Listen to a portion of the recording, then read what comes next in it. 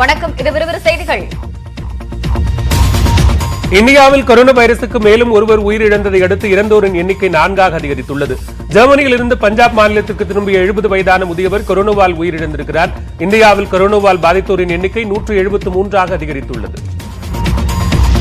தமிழகத்தில் மேலும் ஒருவருக்கு கொரோனா பாதிப்பு இருப்பது உறுதி செய்யப்பட்டுள்ளது என அமைச்சர் விஜயபாஸ்கர் தெரிவித்துள்ளார். அயர்லாந்தில் இருந்து சென்னை வந்த 21 வயது இளைஞருக்கு கொரோனா உறுதி செய்யப்பட்டதை அடுத்து ராஜீவ்காந்தி அரசு மருத்துவமனையில் சிகிச்சை அளிக்கப்படுகிறது. இதன் மூலம் தமிழகத்தில் கொரோனா பாதித்தோரின் எண்ணிக்கை 3ஆக அதிகரித்துள்ளது.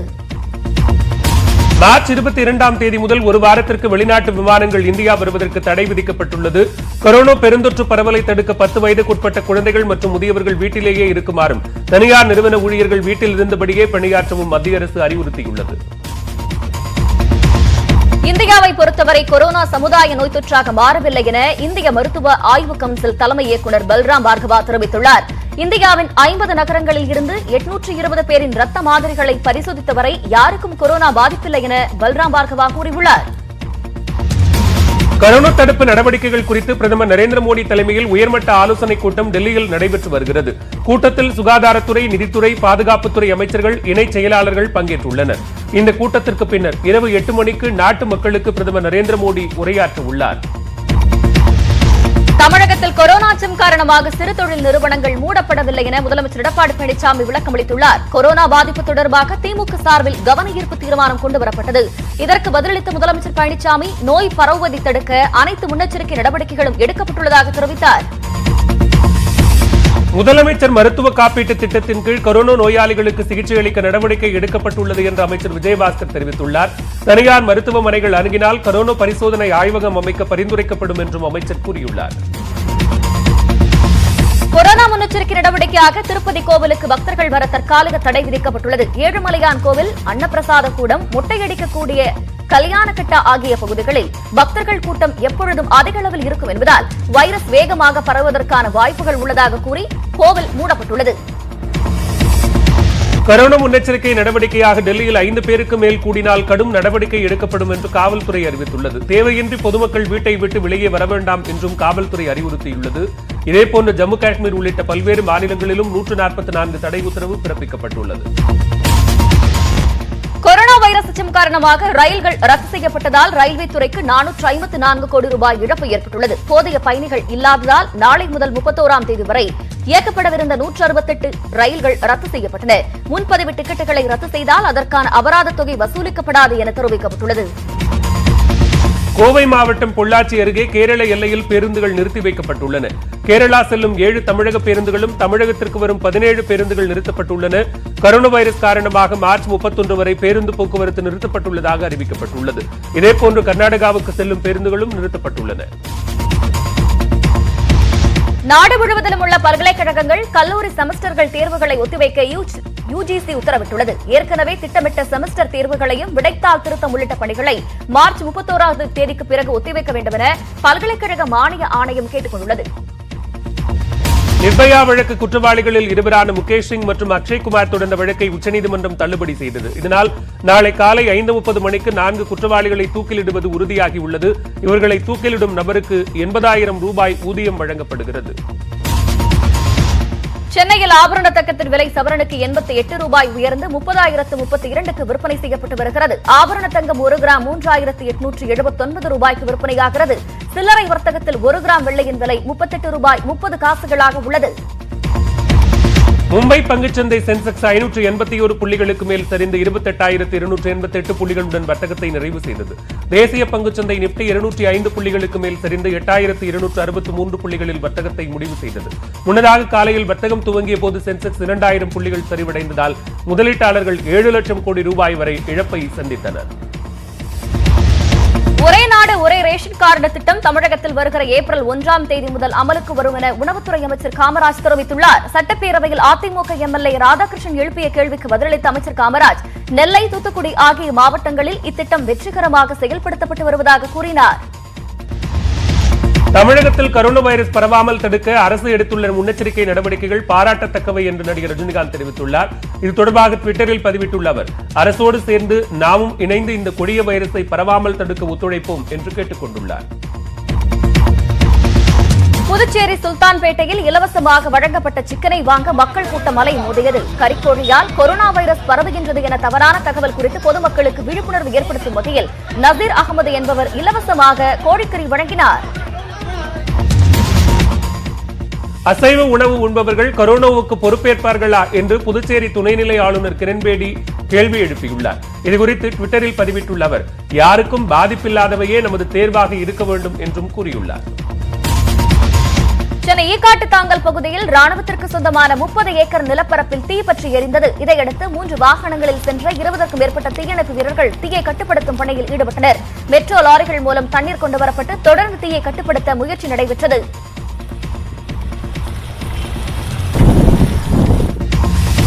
மாநகராட்சி அதிகாரிகளை அவதூறாக பேசிய விவகாரத்தில் சென்னை புரசைவாக்கம் சரவணா ஸ்டோர்ஸ் கடை மேலாளர் மீது 3 பிரிவுகளின் கீழ் போலீசார் வழக்கு பதிவு செய்துள்ளனர். அரசின் உத்தரவையும் மீறி திறக்கப்பட்டிருந்த சரவணா ஸ்டோர்ஸ் கடைக்கு மாநகராட்சி அதிகாரிகள் சீல் வைத்தனர். அப்போது கடையின் மேலாளர் குருநாதன் தகாத வார்த்தைகளால் அதிகாரிகளை திட்டியதாக கூறப்படுகிறது. சென்னை பட்டினப்பாக்கம் பெசன்ட் நகர் இணைப்பு சாலை தொடர்பாக மாநகராட்சி பதிலளிக்க உயர்நீதிமன்றம் உத்தரவிட்டுள்ளது. இது தொடர்பான வழக்கில் சாலையை அமைப்பதற்கான சாத்தியக்கூறுகள் உள்ளதாக சென்னை மாநகராட்சி அறிக்கை தாக்கல் செய்திருந்தது. இந்த வழக்கை விசாரித்த நீதிபதிகள் விரிவான திட்ட அறிக்கையை 4 வாரங்களில் தாக்கல் செய்ய உத்தரவிட்டனர். தமிழகம் மற்றும் புதுவையில் அடுத்த 2 தினங்களுக்கு பெரும்பாலும் வறண்ட வானிலையே காணப்படும் என்று வானிலை ஆய்வு மையம் தெரிவித்துள்ளது. சென்னையை பொறுத்தவரை வானம் ஓரளவு மேகமூட்டத்துடன் காணப்படும் என்றும் அதிகபட்ச வெப்பநிலை 34 டிகிரி செல்சியஸாகவும் குறைந்தபட்ச வெப்பநிலை 26 டிகிரி செல்சியஸாகவும் பதிவாகும் என்று கூறப்படுகிறது. தேனி மாவட்டம் ஆண்டிப்பட்டி அருகே பிறந்து 6 நாளாக உயிரிழந்தது தொடர்பாக பெற்றோரை போலீசார் கைது செய்தனர். ராமநாதபுரம் கிராமத்தைச் சேர்ந்த சுரேஷ் கவிதா தம்பதிக்கு ஏற்கனவே 2 பெண் குழந்தைகள் இருக்கும் நிலையில் 3வது குழந்தையும் பெண்ணாக பிறந்ததால் கொலை செய்ததாக பெற்றோர் வாக்குமூலம் அளித்துள்ளனர். மத்திய அரசு ஊழியர்களில் 50% பேர் வீட்டிலிருந்தே வேலை செய்யலாம் என்று அறிவுறுத்தப்பட்டுள்ளது. மத்திய அரசின் குரூப் பி மற்றும் சி பிரிவுகளில் உள்ள கிளர்க், ஸ்டெனோ உள்ளிட்ட பணிகளில் இருப்போருக்காக மத்திய அரசு இந்த அறிவிப்பை வெளியிட்டுள்ளது. கடும் அமளிக்கு மத்தியில் உச்சநீதிமன்ற முன்னாள் தலைமை நீதிபதி ரஞ்சன் கோகாய் மாநிலங்களவை நியமன உறுப்பினராக பதவியேற்றார். மாநிலங்களவையில் நியமன உறுப்பினராக இருந்த மூத்த வழக்கறிஞர் KTS துல்ஷி ஓய்வு பெற்றதை அடுத்து ஏற்பட்ட கால இடத்திற்கு ரஞ்சன் கோகாய் நியமிக்கப்பட்டார். அவருடைய பதவியேற்பிற்கு எதிர்ப்பு தெரிவித்து எதிர்க்கட்சிகள் எம்பிக்கள் வெளிநடப்பு செய்தனர். ஒடிசா மாநிலம் பூரி ஜெகநாதர் கோவில் பூசாரி ஒருவர் பஜனை பாடல் மூலம் கொரோனா குறித்து விழிப்புணர்வு ஏற்படுத்தி வருகிறார். ஜெகநாதர் கோவிலுக்கு வரும் பக்தர்களின் எண்ணிக்கை குறைந்த போதும் பஜனை பாடல் வழியாக ஒரு சிலருக்கு கொரோனா பற்றி விழிப்புணர்வு ஏற்படுத்துகிறார்.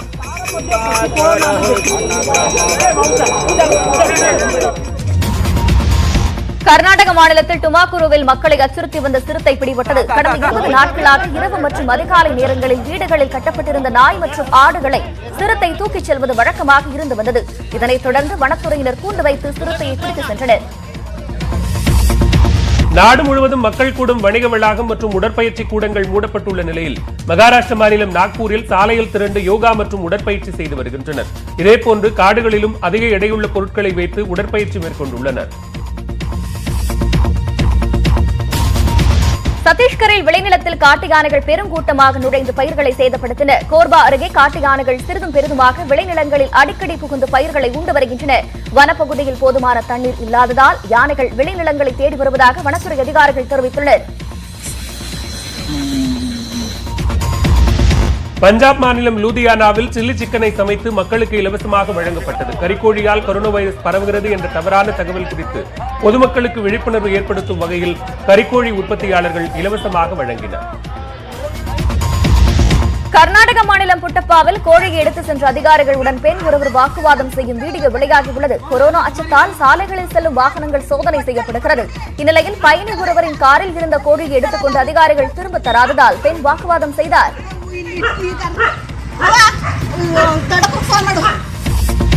இந்தியா வங்கதேச எல்லை வழியாக நட்சத்திர ஆமைகள் கடத்தலை தடுக்கும் வகையில் அதிவிரைவு படையினர் தீவிர கண்காணிப்பில் ஈடுபட்டுள்ளனர். இருநாட்டு எல்லை வழியாக நட்சத்திர ஆமைகள் கடத்துவது அதிகமாகி வரும் நிலையில் அசாம் மாநிலம் கவுஹாத்தியில் உள்ள சந்தைகளிலும் ஆமை இறைச்சி விற்கப்படுகின்றன என்பது குறித்து அதிகாரிகள் சோதனை நடத்தி வருகின்றனர். புதுச்சேரி துணைநிலை ஆளுநர் கிரண்பேடியை அவதூறாக பேசியதாக தொடரப்பட்ட வழக்கில் நாஞ்சில் சம்பத்தை கைது செய்ய போலீசார் முயற்சி மேற்கொண்டு வருகின்றனர். கன்னியாகுமரி மாவட்டம் மணக்காவளை பகுதியில் உள்ள நாஞ்சில் சம்பத் வீட்டுக்கு சென்று புதுச்சேரி போலீசார் விசாரித்தனர். இந்த வழக்கில் பதிலளிக்க 21ஆம் தேதி வரை அவகாசம் இருப்பதாக நாஞ்சில் சம்பத் கூறினார். காஞ்சிபுரம் மாவட்டம் உத்தரமேரூர் அடுத்த ஆரன் கண்டிகை கிராமத்தில் கிணற்றில் தவறி விழுந்த குழந்தை சடலமாக மீட்கப்பட்டார். சார்லஸ் யசோதா தம்பதியின் 3 வயது குழந்தை கிறிஸ்டோபர் கிணற்றின் அருகே விளையாடிக் கொண்டிருந்த போது தவறி விழுந்தார். 4 மணி நேர போராட்டத்திற்கு பிறகு குழந்தையை தீயணைப்புத் துறையினர் சடலமாக மீட்டனர். அரியலூர் மாவட்டம் செந்துறை அருகே மணல் அள்ளுவதற்கு எதிர்ப்பு தெரிவித்து ஆற்றில் இறங்கி கிராம மக்கள் கருப்பு கொடியுடன் ஆர்ப்பாட்டத்தில் ஈடுபட்டனர்.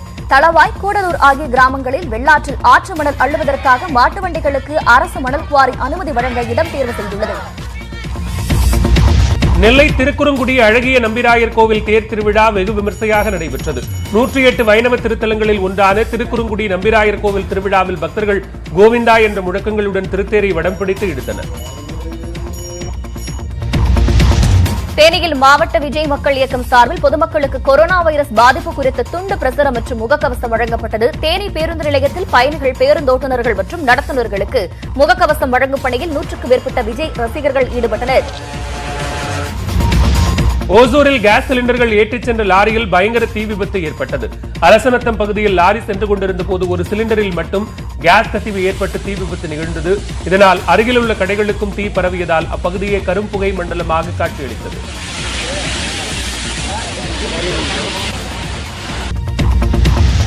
உலகம் முழுவதும் கொரோனாவால் உயிரிழந்தோரின் எண்ணிக்கை 9000 தொட்டுள்ளது. இத்தாலியில் நேற்று ஒரே நாளில் 475 பேர் உயிரிழந்திருக்கும் நிலையில் இதுவரை இன்று உயிரிழப்பு ஏதும் ஏற்படவில்லை. 2,21,924 பேர் கொரோனா தொற்றால் பாதிக்கப்பட்டு சிகிச்சை பெற்று வருகிறார்கள்.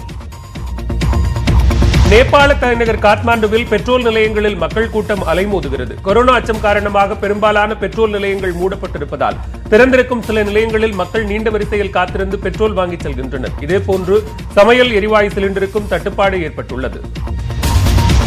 சீனாவின் ஹாங்காங் பொழுதுபோக்கு பூங்கா ஒன்றில் இரட்டை பாண்டா கரடிகள் பிறந்துள்ளன. பூவா என்ற பெண் பாண்டா 2 ஆண் கரடிகளை ஈன்றுள்ளது. ஜெயன் பாண்டா எனப்படும் 2 பெரிய பாண்டா கரடிகள் பிறப்பது நடப்பாண்டின் இதுவே முதல் முறையாகும். பூவா பாண்டா கரடி இதுவரை 5 குட்டிகளை ஈன்றிருப்பதாக பூங்கா நிர்வாகிகள் தெரிவித்தனர். பிரேசிலில் கொரோனா தடுப்பு நடவடிக்கைகளில் அதிபர் மெத்தனப்போக்குடன் செயல்படுவதாக கூறி பொதுமக்கள் சமையல் பாத்திரங்கள் மூலம் ஒலி எழுப்பும் போராட்டம் நடத்தினர்.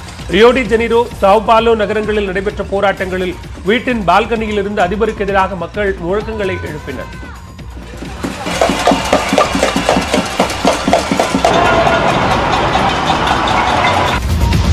கனடா நாட்டின் இசையமைப்பாளர் டேவிட் போஸ்டர் மற்றும் நடிகையும் பாடகியுமான கேத்தரின் போஸ்டர் ஆகியோர் வீட்டில் இருந்தபடியே இசை நிகழ்ச்சி நடத்தியுள்ளனர். தங்களுடைய ரசிகர்களை உற்சாகப்படுத்தும் வகையில் நடத்தப்பட்ட இசை நிகழ்ச்சியை சமூக வலைதளங்களில் இருவரும் வெளியிட்டனர்.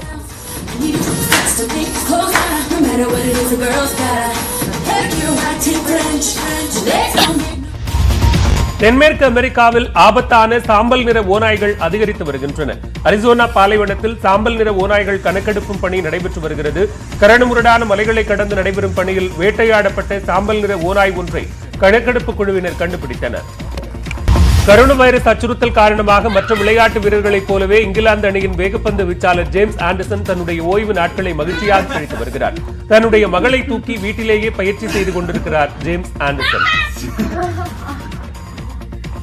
கொரோனாவில் இருந்து தற்காப்பதற்காக கைகளை எப்படி கழுவ வேண்டும் என்பதை ஓரங்குட்டான் விளக்கம் அளித்துள்ளது. இந்த வீடியோ சமூக வலைதளங்களில் வைரலாகியுள்ளது.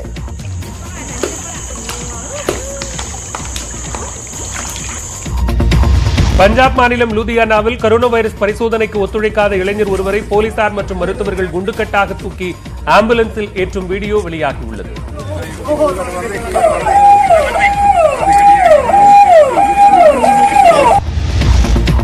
2 வார கால தீவிர சிகிச்சை பிரிவில் இருந்து மீண்டு வந்த கணவரை வரவேற்று மனைவி பாடல் பாடி நடனமாடும் வீடியோ இணையதள வாசிகளின் நெஞ்சங்களை தொட்டுள்ளது.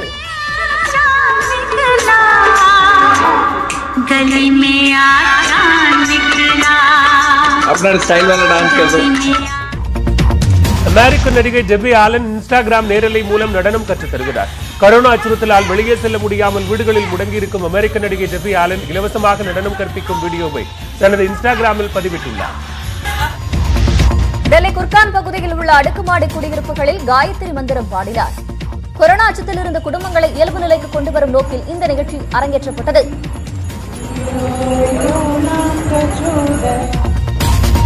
கரோனா வைரஸ் பரவலால் பாதிக்கப்பட்ட விமான போக்குவரத்து நிறுவனங்களின் மீட்சிக்காக 12,000 கோடி ரூபாய் நிதி உதவியை வழங்க மத்திய அரசு திட்டமிட்டுள்ளது. மேலும் விமான போக்குவரத்து நிறுவனங்களுக்கு விதிக்கப்பட்டுள்ள பல்வேறு வரிகளையும் விமான எரிபொருள் மீதான வரியையும் குறிப்பிட்ட காலத்திற்கு நிறுத்தி வைக்கவும் அரசு பரிசீலித்து வருகிறது. உலகின் முதல் டாட்டூ காரை ஜப்பானை சேர்ந்த லெக்ஸ் நிறுவனம் அறிமுகப்படுத்தியுள்ளது. 5 லிட்டர் பெயிண்டை கொண்டு 6 மாத காலத்தில் இந்த டாட்டூ காரை 2 வடிவமைப்பாளர்கள் உருவாக்கியுள்ளனர். அதே நேரத்தில் இந்த கார் விற்பனைக்கு அல்ல என லெக்ஸ் நிறுவனம் தெரிவித்துள்ளது. கரோனா வைரஸ் பாதிப்பால் உலகம் முழுவதும் 2.5 கோடி பேர் வேலை இழந்துள்ளனர். விமான போக்குவரத்து, ஹோட்டல், விடுதிகள், டெக்ஸ்டைல்ஸ், நுகர்வோர் தயாரிப்புகளின் விற்பனை பெருமளவு பாதிப்பை சந்தித்து வருகிறது. இதனால் இந்த துறைகளில் பணியாற்றும் தொழிலாளர்கள் பணி நீக்கம் செய்யப்பட்டுள்ளனர். 2019ஆம் ஆண்டு டிசம்பர் மாத இறுதியில் அரசு கடன்களில் பொதுக்கடன்கள் 93,89,000 கோடி ரூபாயாக அதிகரித்துள்ளது. இது முந்தைய காலாண்டுடன் ஒப்பிடும்போது 3.2 விழுக்காடு அதிகரித்துள்ளது என மத்திய நிதியமைச்சகம் தெரிவித்துள்ளது. கொரோனா அச்சுறுத்தலால் 50% அளவுக்கு தேவை குறைந்ததால் ஓலா, ஊபர் போன்ற கால் டாக்ஸிகளில் கட்டணம் பெருமளவு சரிந்துள்ளது. மேலும் வாடிக்கையாளர்களுக்கு அதிகப்படியான சலுகைகளை கால் டாக்ஸி நிறுவனங்கள் வழங்கி வருகின்றன.